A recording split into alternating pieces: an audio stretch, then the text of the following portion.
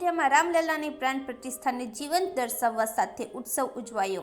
અમદાવાદના ખોખરા વોર્ડમાં મહેશ્વરી નગર, આરતી નગર અને ગાયત્રી નગરમાં અયોધ્યામાં રામલલ્લાની પ્રાણ પ્રતિષ્ઠાને જીવંત દર્શાવવા સાથે ઉત્સવ ઉજવાયો। એલઈડી સ્ક્રીન પર લાઈવ પ્રસારણ જોવા મોટી સંખ્યામાં શ્રમજીવી લોકો બેઠા જોવા મળ્યા। મહેશ્વરી નગરમાં જય શ્રી રામની રંગોળી પૂરી ને જય શ્રી રામની પ્રતિમા પાસે 11 કિલોની ચાંદીની ગડા પણ મૂકવામાં આવી। રામ ભક્ત હનુમાનજીના જીવન પાત્રએ આબેહૂબ હાજર રહી સૌ કોઈને જય શ્રી રામ નાદ લગાવી શ્રદ્ધાળુઓને મગ્નમુગ્ધ કર્યા હતા। કાર્યક્રમ સ્થળ પર અશ્વ લાવીને આ રામ મંદિરને સફળ યજ્ઞને દેશવાસીઓ સાથે હાટેશ્વરના શ્રદ્ધાળુઓને વધાવી લીધો હતો।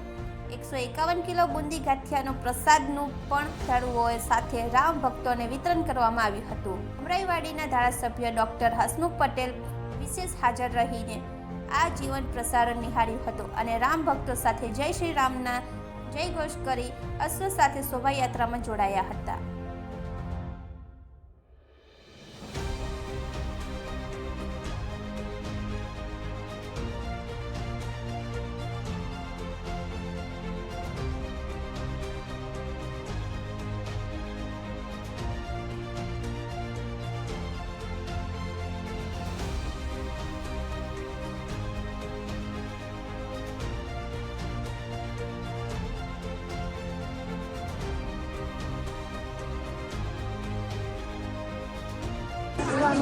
મારું નામ જીલાબેન છનાભાઈ પરમાર છે। આજે અયોધ્યામાં પ્રાણ પ્રતિષ્ઠા હોવાથી અમે અમારી સોસાયટીમાં ખૂબ જ રોશની કરેલ છે અને ગાયત્રી મહેશ્વરીના બધા માણસો ભેગા થઈ અને મહાપ્રસાદનું આયોજન કરેલ છે અને બધા મળીને અમે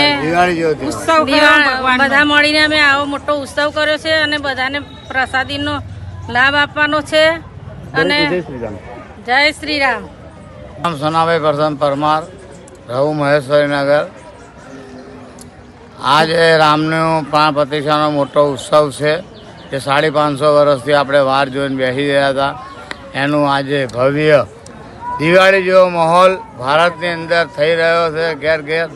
એવી રીતે અમે બી મહેશ્વરીમાં અમારા અમિતભાઈએ રાખ્યું છે ખાવાનું।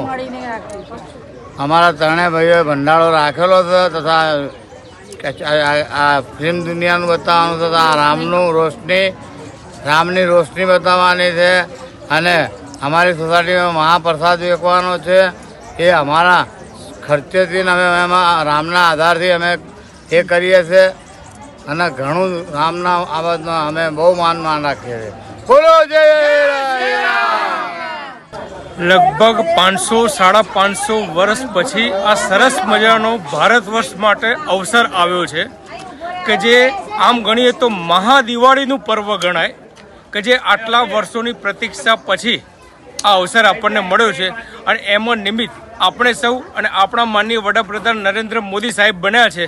એ નિમિત્તે ચાલો આપણે બધા સાથે આખું ભારત વર્ષ, હું તો કહું છું કે દુનિયાના બધા દેશો સાથે મળીને રામમય બનીને દિવાળી જેવો માહોલ બનાવીએ।